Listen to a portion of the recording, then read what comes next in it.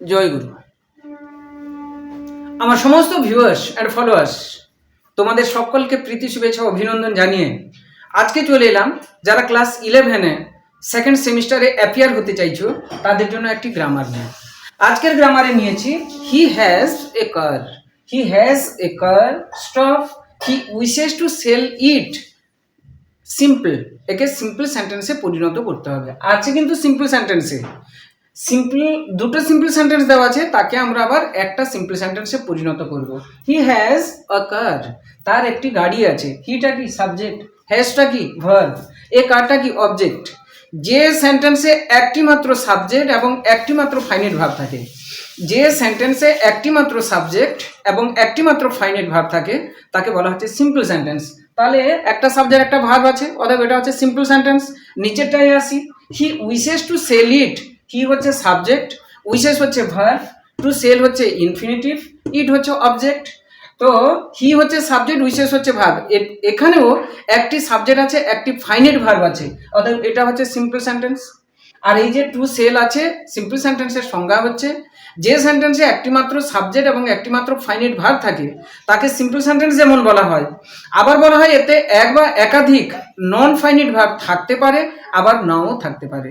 Non finite ভার্বটা কি না, কোনো মূল ভার্বের পূর্বে যদি টু বসে যায় সেটা হচ্ছে নন ফাইনাইট বা ইনফিনিটিভ। এগুলো সমস্ত জানতে হলে আমার এই চ্যানেলে প্রবেশ করতে হবে। এই চ্যানেলে বিভিন্ন রকমের গ্রামার সুন্দর করে বুঝিয়ে দেওয়া হয়।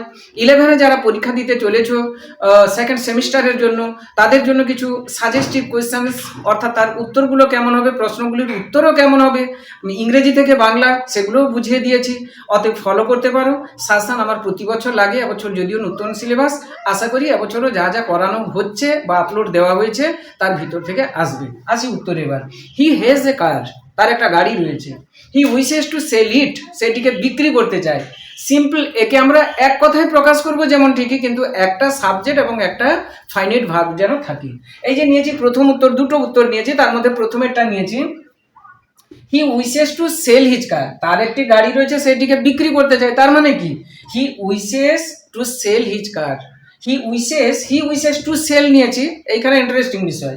হি উইশেস টু সেল ইট, এটিকে বিক্রি করতে চায়। কোনটিকে না, হিজ কার, তার গাড়িটিকে। তাহলে হি উইশেস টু সেল পর্যন্ত নিয়েছি, ইটের পরিবর্তে বসিয়ে দিয়েছি his car. He wishes to sell his car, সে তার গাড়িটি বিক্রি করতে চায়।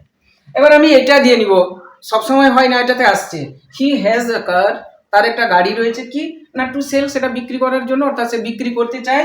He has a car to sell. আশা করি ডিয়ার ভিউয়ার্স অ্যান্ড ফলোয়ার্স বিষয়টি বোঝাতে পারলাম। কোনো দিক থেকে যদি উপকারে লাগছে আমার এই ভিডিওটি, তাহলে অবশ্যই সাবস্ক্রাইব করার জন্য অনুরোধ রইল। অলরেডি যারা সাবস্ক্রাইব করে ফেলেছেন তাদের জন্য থাকলো অসংখ্য ধন্যবাদ। আর একটু অনুরোধ থাকবে, যদি উপকৃত হচ্ছেন, ভালো লাগছে, একটা লাইক দিয়ে দিতে। কোনো কিছু জানার ইচ্ছা থাকলে কমেন্ট সেকশানে অবশ্যই কমেন্ট করলে আমি অবশ্যই উত্তর দিব। আজকের মতন তাহলে বিদায় নিই। সবাই ভালো থেকো, সুস্থ থেকো, বাই।